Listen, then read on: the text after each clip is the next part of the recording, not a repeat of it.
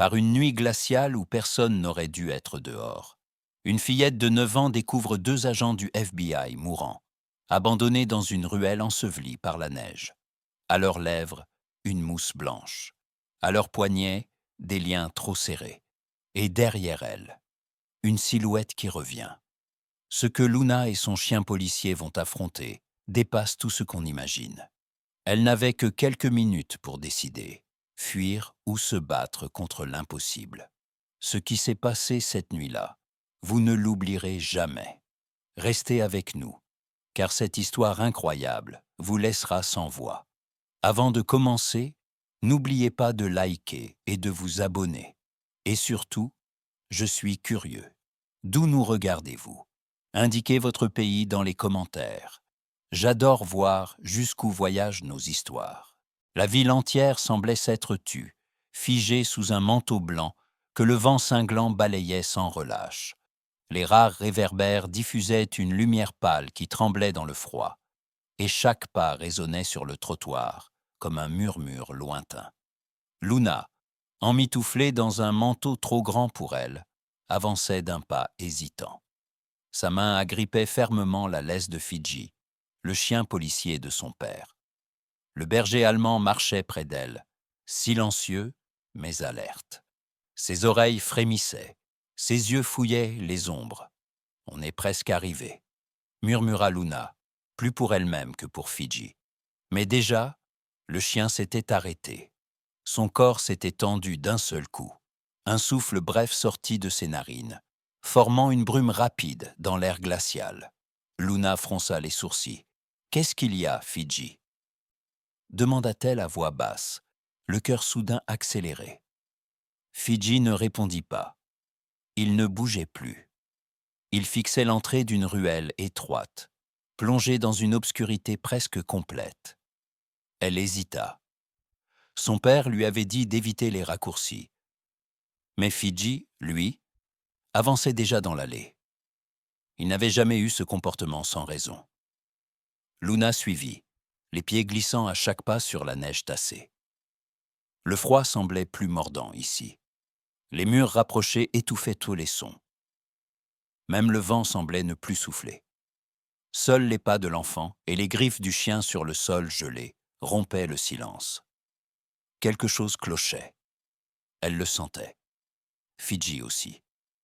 Elle serra la laisse un peu plus fort et entra plus profondément dans l'ombre.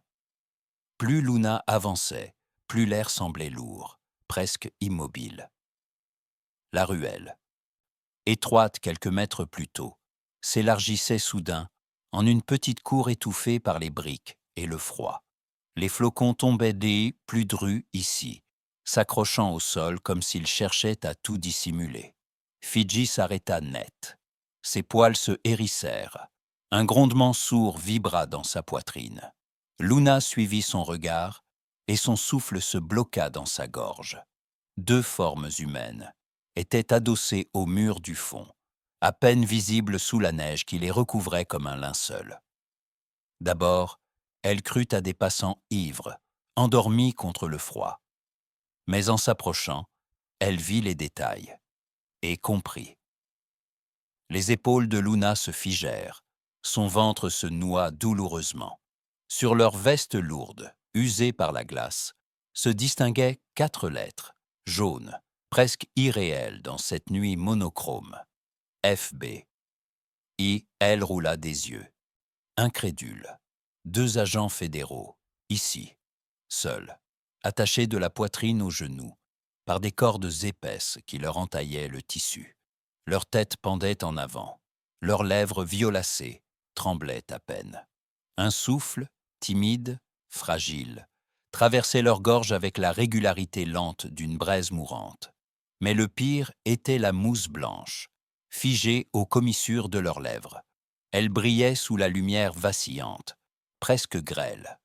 Un signe, un avertissement chimique. Luna sentit ses mains devenir froides malgré ses gants. Du poison. Son père lui avait déjà montré les symptômes, au cas où. Elle n'avait jamais pensé devoir les reconnaître un jour. Le monde se resserra autour d'elle. Son cœur battait trop vite, trop fort. Une pensée, brutale, la frappa. S'ils restent là, ils vont mourir. Fidji s'approcha d'eux, renifla, puis émit un aboiement bref, urgent, un cri d'alerte. Et l'enfance de Luna bascula dans l'urgence absolue. Luna tomba à genoux dans la neige. Le souffle court, les doigts engourdis. Elle posa ses petites mains sur le bras de la femme allongée. Il était glacé, trop glacé. « Madame ?» murmura-t-elle, sa voix à peine audible. Aucune réaction. Fidji, lui, tournait en rond, gémissant, grattant la neige autour des corps, comme pour les réveiller, les ranimer, les garder avec lui. Il s'approcha, posa doucement sa truffe contre la joue du premier agent, puis de l'autre. Il geignait, une plainte basse et brisée. Luna sentit ses yeux se brouiller, mais elle refusa de pleurer. Pleurer, c'est perdre du temps, disait toujours papa. Alors elle pensa, vite. Instinctivement, elle défit son écharpe et la plaça autour du cou de l'agent féminine. Puis, sans hésiter, elle ôta son bonnet et le posa sur le crâne de l'homme. Ses cheveux retombaient sur son front comme des mèches gelées. Le froid la mordit aussitôt. Mais elle n'y pensa pas. Elle ne pouvait pas. Ses doigts tremblaient lorsqu'elle appuya sur le petit bouton d'alerte accroché au collier de Fidji. Un petit clic, une lumière verte. Le signal, elle attendit. Rien. Elle appuya encore. La lumière clignota. Toujours rien. Pas de son. Pas de sirène. Pas de pas dans la neige. Seulement le vent. Le silence. Le blizzard. Luna sentit la panique lui grimper dans le dos. Elle approcha son visage de l'agent, murmura « Restez avec moi, s'il vous plaît ». Pas de réponse. Juste une respiration courte. Un souffle presque invisible. Elle sentit une larme rouler sur sa joue. Mais elle l'essuya aussitôt. Personne ne venait. Et pourtant, elle n'avait jamais voulu autant que quelqu'un entende. Luna venait à peine de se relever, ses jambes tremblantes, ses gants trempés par la neige fondue. Elle rassembla tout son courage, porta ses mains engourdies à sa bouche et cria « À l'aide! Quelqu'un !» Mais sa voix fut avalée par le vent.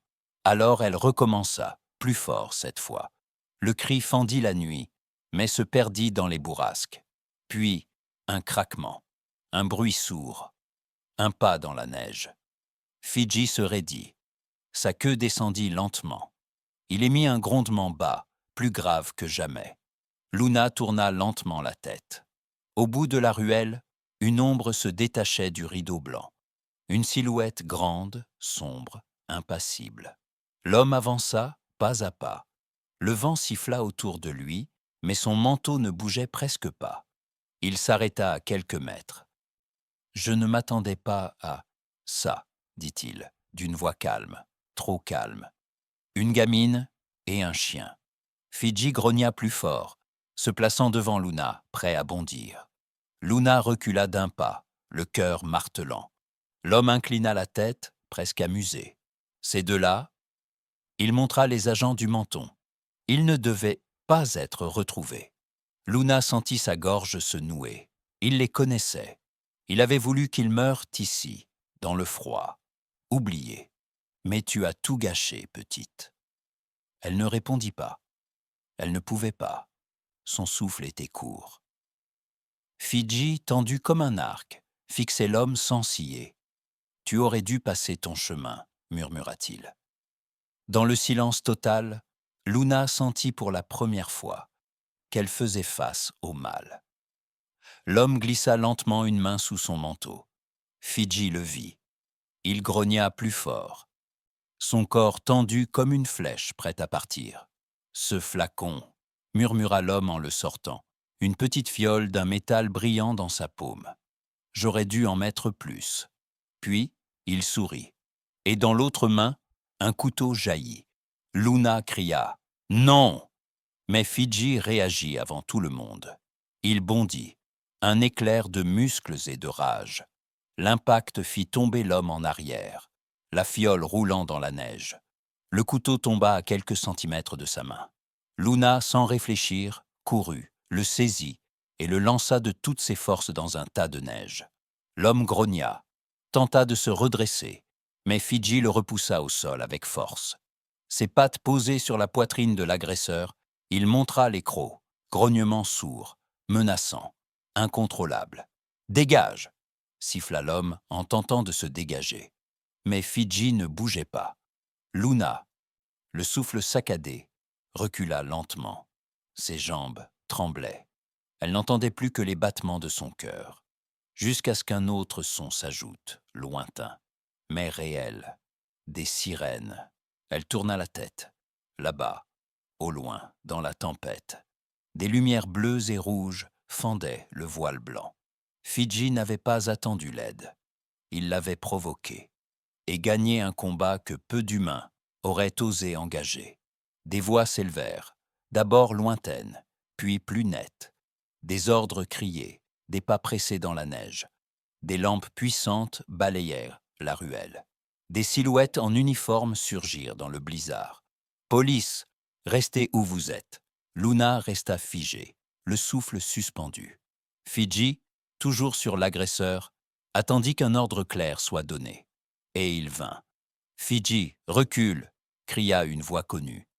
Le chien relâcha lentement sa prise, reculant vers Luna. L'homme fut immédiatement maîtrisé par 2 agents. Menottes, genoux dans la neige. Fin du cauchemar. Luna tourna la tête. Son père accourait, visage tendu, regard fou d'inquiétude. « Luna !» Il tomba à genoux devant elle, la saisit contre lui. « Tu vas bien ? Tu n'as rien ?» Elle hocha la tête, incapable de parler. Mais déjà, d'autres policiers et des secouristes se précipitaient vers les 2 agents encore inertes.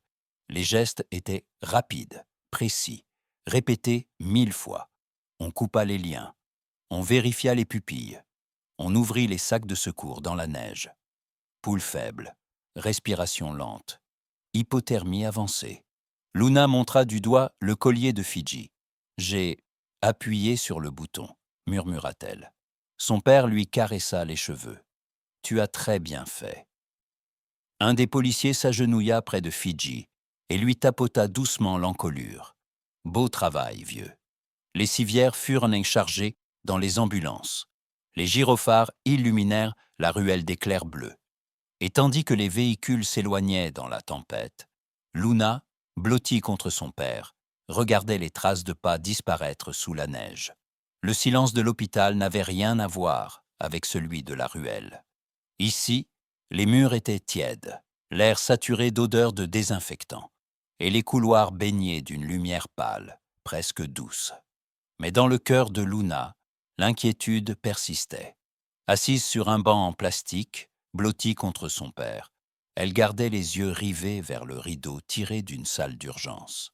Fidji, couché à ses pieds, ne bougeait plus, le museau posé sur ses pattes, comme s'il attendait un signal.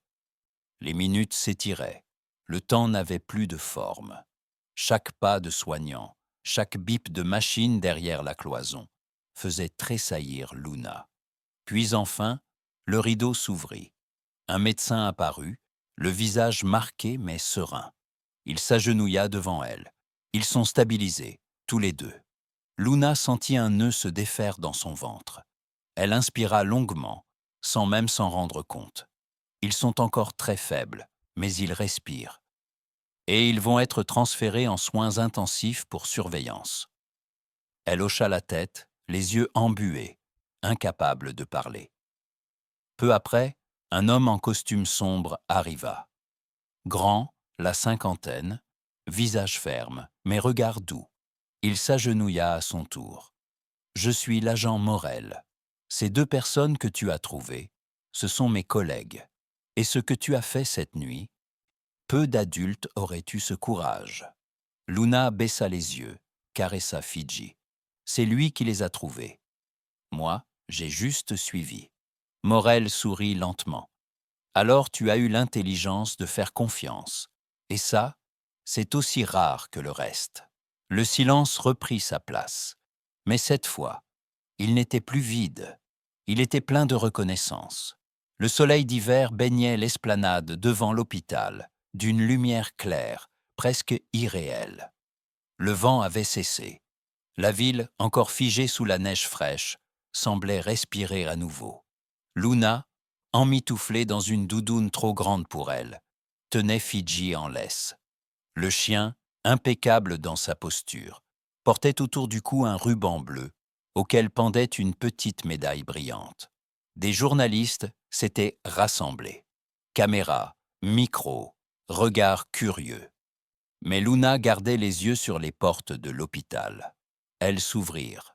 Les deux agents en sortirent, soutenus par des membres du personnel médical, encore faibles, mais debout. L'un d'eux, l'homme, leva la main. La femme s'avança lentement jusqu'à Luna, les yeux brillants. « Tu nous as sauvés », dit-elle d'une voix brisée. Luna sentit sa gorge se serrer. « Non, c'est Fidji.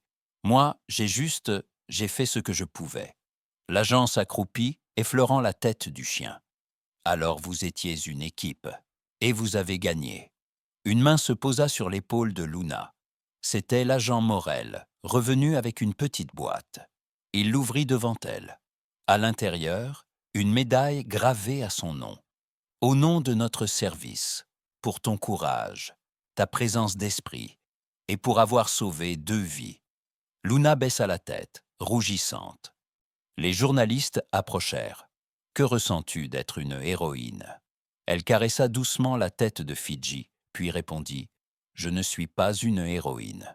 C'est Fidji qui l'est. » Le chien remua la queue, calmement, dignement. Et dans le silence qui suivit, une certitude naquit dans les cœurs présents.